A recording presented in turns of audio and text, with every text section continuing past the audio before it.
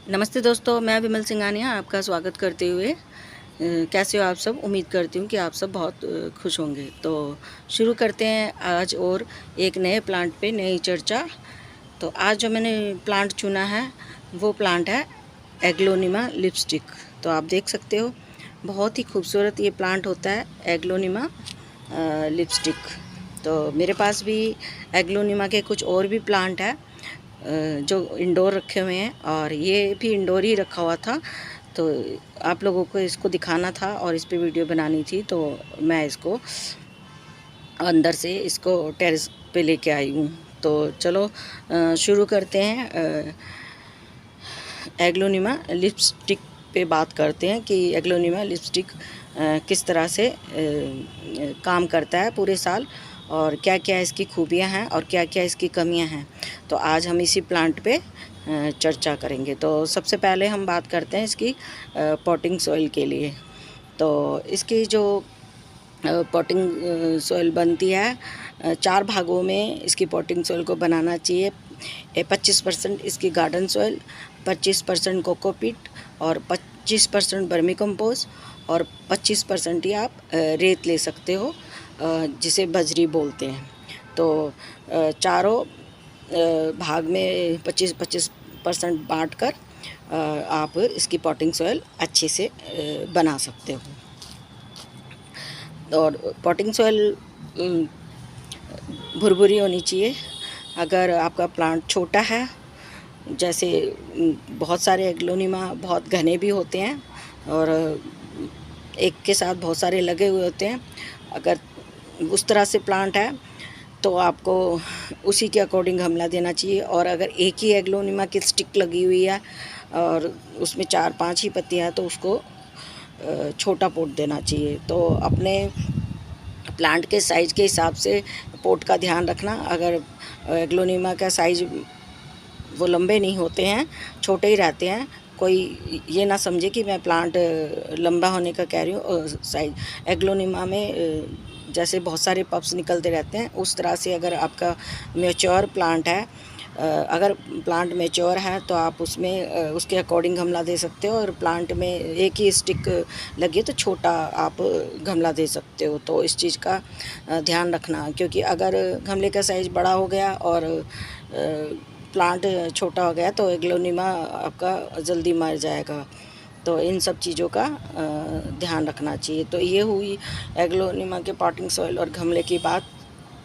अब हम बात करते हैं कि एग्लोनिमा को पानी कैसे देना चाहिए। तो एग्लोनिमा को पानी का बहुत ज़्यादा ध्यान रखना पड़ता है, क्योंकि एग्लोनिमा का कुछ भी ऐसा कुछ नहीं है कि हम जब मर्जी हम एग्लोनिमा को पानी दे दें, एक दिन छोड़ के दे दें, या फिर जब मन करा एग्लोनिमा को पानी हम दे देते हैं कि हम भूल गए चलो हम दे देते हैं। तो ऐसा कुछ नहीं है एग्लोनिमा के साथ। एग्लोनिमा को अगर आपको पानी देना है तो उसका एक टाइम रखना पड़ता है, या तो उसे सुबह दो एग्लोनिमा को, या फिर शाम को पानी दो, और कंटिन्यू उसको पानी का ध्यान रखना पड़ेगा। और जब भी उसकी मिट्टी सूख जाए, यानी कि मिट्टी में हल्की सी नमी बनी हो, तभी आप पानी देना। ऐसा नहीं कि मिट्टी पूरी तरह से सूख गई है, पूरी तरह से मिट्टी हार्ड हो गई है और एग्लोनिमा के अंदर बिल्कुल पानी नहीं है। अगर इस तरह से पूरी तरह से पानी सूख जाए और फिर एग्लोनिमा में अगर आप पानी डालोगे तो भी एग्लोनिमा को दिक्कत होती है। उसे बिल्कुल पसंद नहीं आता कि मिट्टी पूरी तरह से सूख जाए और उसके बाद कोई पानी डाले, तो उससे उसको दिक्कत होती है। तो इस तरह से ना करें। हल्की सी एग्लोनिमा में नमी बनी होनी चाहिए, तभी एग्लोनिमा में पानी डालें। तो पानी का पूरी तरह से ध्यान रखना है। अगर सुबह के टाइम डालना तो सुबह की टाइम ही डालना है, एक टाइम चुन लेना। अगर शाम के टाइम डालना है तो शाम के टाइम ही डालना है। हल्की सी नमी बनी रहे तभी एग्लोनिमा में आपने पानी देना है। तो अगर इन सब कुछ बातों का अगर आप थोड़ा सा ध्यान रख लोगे तो एग्लोनिमा आपको सालों साल कहीं पे भी जाने वाला नहीं है और कभी भी मरने वाला नहीं है। बस इसको अगर ऐसे नहीं कि पानी पूरी तरह से पानी ख़त्म हो गया, सूख गया, फिर हम डालें तो ये एग्लोनिमा को बिल्कुल पसंद नहीं आएगा। और एग्लोनिमा में अगर पानी ज़्यादा आपने डाल दिया तब भी एग्लोनिमा आपका ख़राब हो जाएगा। अक्सर एग्लोनिमा के प्लांट ज़्यादातर इसलिए ही भी मरते हैं कि लोग एग्लोनिमा में पानी ज़्यादा डाल देते हैं। तो एग्लोनिमा के पानी का अगर आप ध्यान रखोगे, एक समय पानी का ध्यान रखोगे, तो एग्लोनिमा सालों साल मरने वाला नहीं है। एग्लोनिमा का सबसे बड़ा फ़ॉल्ट सिर्फ यही है कि इसमें बहुत ज़्यादा पानी की कमी इसको बर्दाश्त नहीं है और बहुत ज़्यादा पानी भी इसको बर्दाश्त नहीं है। तो इस बात का और इस पॉइंट को जिस बंदे ने अगर समझ लिया तो एग्लोनिमा उनके घर में कभी नहीं मरेगा।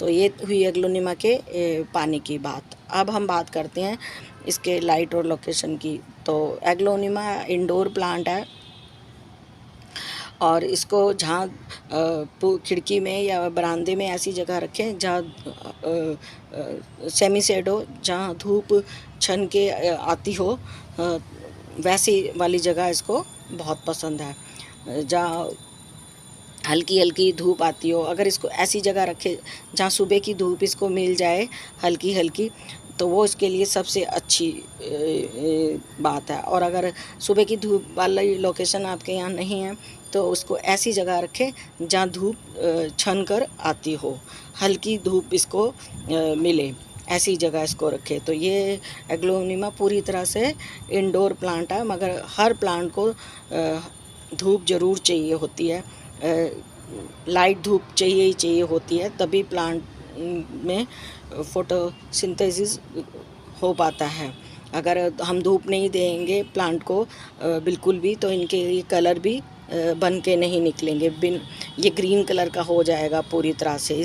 इनके कलर तभी बनते हैं जब इनको अच्छे से धूप मिलती है। अगर हम इनको धूप नहीं देंगे तो इनके अंदर जो ये कलर बन रहा है ये नहीं बनेगा। फोटोसिंथेसिस का काम धूप से ही होता है, ये कलर इनके सारे गायब हो जाएंगे। देखो जैसे इस वाले में देखो कलर बहुत अच्छे से हैं, और इस वाले में देखिए आप ये पत्ती के अंदर कलर नहीं है। तो ये अगर रखा होगा ना, ऐसी जगह रखा था जहाँ इसके अंदर, इस वाली खिड़की के अंदर अगर रखा हुआ था तो इसमें धूप अच्छे से मिल रही होगी इस वाली पत्ती को, इस वाली लीव्स को, तो इसके अंदर कलर बहुत अच्छे से हैं। ये देखिए इसमें भी इसके कलर कम हो चुके हैं, ये देखिए। तो अब मैं भी इसका ध्यान रखूँगी और इसको पूरी तरह से जब प्लांट को रखूँगी तो प्लांट को अगर धूप एक ही जगह कोने में आ रही तो प्लांट को घुमाते रहना चाहिए।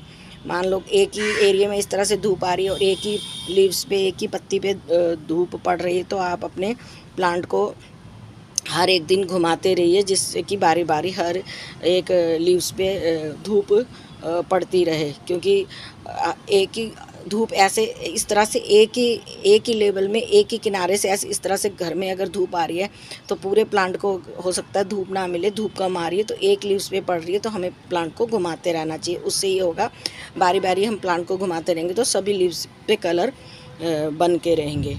तो ये हुई इसकी लाइट और लोकेशन की बात। पानी की भी मैंने बता दी है। तो इस तरह से ये आपका प्लांट सालों साल चलता रहेगा। ये बहुत सुंदर प्लांट है, आप लगा सकते हो, बस थोड़ी सी केयर मांगता है। थोड़ी सी केयर और थोड़ी सी सावधानी अगर रखोगे तो ये सालों साल आपके यहाँ से प्लांट कहीं पे भी जाने वालों में से नहीं है। तो लाइए अपने यहाँ लगाइए। एग्लोनिमा का प्लांट बहुत सुंदर है, होता है। एग्लोनिमा के सारे प्लांट बहुत सुंदर होते हैं। तो अब हम बात करते हैं कि एग्लोनिमा पप्स भी देता है, यानी कि एग्लोनिमा बेबी भी देता है, बच्चे भी देता है एग्लोनिमा। तो आप एक प्लांट से बहुत सारे प्लांट भी बना सकते हो। तो मैं आपको दिखाती हूँ, मेरे वाले इस एग्लोनिमा ने भी पप्स बच्चे बेबी दिए हुए हैं, जो कि मुझे निकाल के अब इनसे मैं अलग करूँगी। तो पहले मैं आपको इसके बेबी आपको दिखा देती हूँ। तो ये देखिए, एक तो ये रहा, ये देखिए दिखाती हूँ आपको दूर करके। ये देखिए, एक तो ये रहा, एक बेबी ये रहा इसके अंदर, ये देख रहे हो, एक बेबी ये रहा इसके अंदर, एक ये रहा, ठीक है। और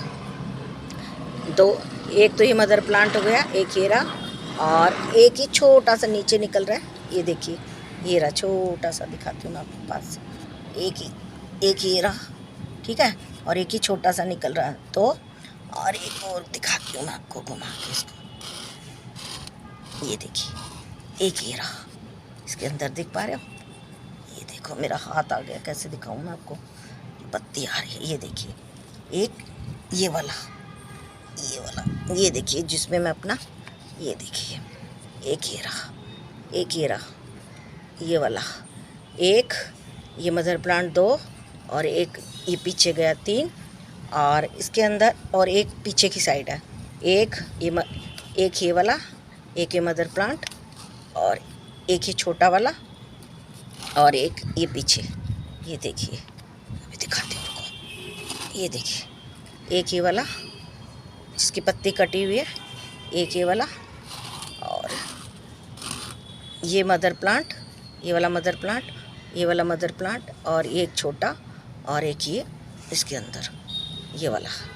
तो इसके अंदर 4 प्लांट, देखिए 4 प्लांट है, 1 2 3 और ये 4 प्लांट है। तो ये मदर प्लांट है, ये वाला जो मदर प्लांट है, ये वाला मेरे हाथ में जो आप देख पा रहे हो, ये वाला मदर प्लांट तो हम इसी के अंदर, ये वाले मदर प्लांट को हम इसी के अंदर रखेंगे, और बाकी के जो पप्स है वो हम निकाल लेंगे। तो ये वाला जो छोटा पप्स है हम ये नहीं निकालेंगे, 2 जो बड़े, एक इधर और एक उधर है, ये वाले 2 पप्स हम निकाल देंगे। तो अभी मैं जल्दबाजी नहीं करूँगी इन 2 पप्स को निकालने के लिए भी, पहले इस वाले पप्स को मैं थोड़ा बड़ा होने दूँगी और तब मैं इन 2 पप्स को निकालूँगी। अभी मैं अगर वो दोनों पप्स निकाल दिए मैंने और छेड़ दिया तो ये पप्स की ग्रोथ रुक जाएगी और ये बड़ा नहीं हो पाएगा। तो मैं ऐसी गलती बिल्कुल नहीं करूँगी कि ये 2 बड़े पप्स के लालच में एक छोटे पप्स को मैं मार डालूँ, तो इसकी ग्रोथ रुक जाएगी, हो सकता है ये मर भी जाए। तो मैं इन दोनों पप्स को, जब इसकी ग्रोथ हो जाएगी तभी मैं उन दोनों पप्स को निकालूँगी। तो इसको मैं ऐसा का ऐसा अभी मैं शिफ्ट कर दूँगी। अभी मेरे पास टाइम नहीं है तो ये इसी में रखा हुआ है और ये अच्छे से चल भी रहा है। मैंने नीचे एक पॉट लगा रखा है ऐसे, और उसके अंदर पानी डाल देती हूँ। इसकी मिट्टी भी बहुत हार्ड है, नर्सरी की जो मिट्टी होती है वो बहुत हार्ड होती है। तो जब हम लाते हैं तो उसका एक ही तरीका है कि नीचे एक ऐसा पॉट रखे और पॉट के अंदर पानी डाल दे, तो जब इसको पानी की ज़रूरत होगी तो ये इसमें से पानी ले लेता है। तो इस तरह से हम अपने प्लांट को, अभी भी देखो इसकी मिट्टी कितनी हार्ड है, ये देखो कितनी हार्ड है ये इसकी मिट्टी, देख रहे हो। तो ये अगर नीचे पानी पड़ा रहेगा तो ये उससे, नीचे पानी पड़ा रहेगा तो ये उससे पानी लेता रहेगा। तो ये हुई एग्लोनिमा के बारे में पूरी जानकारी।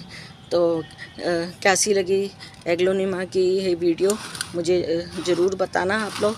अगर आपको मेरी वीडियो पसंद आती है तो लाइक कीजिए, कमेंट कीजिए, सब्सक्राइब कीजिए, बेल का बटन प्रेस करना मत भूलिए और अपने दोस्तों में मेरी वीडियो शेयर भी कीजिए। तो ये हुई एग्लोनिमा के बारे में बात, और जुड़े रहिए मेरे चैनल से और अपना आशीर्वाद और प्यार बनाए रखें।